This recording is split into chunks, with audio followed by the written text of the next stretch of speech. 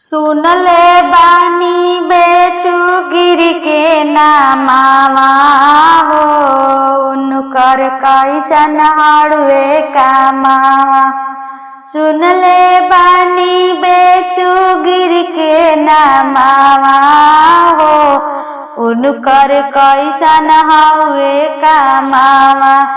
जब ले जइबो बेचू गिर तब से सटी ना तकदीर, भौजी जब से सटी नानी रहुआ हो, तब से होई ना घुरहुआ। भौजी जब से सटी नानी रहुआ हो, तब से होई ना घिरहुआ। सुनले बानी बेचू गिर के नामावा हो, उनकर कैसन हड़ुए का।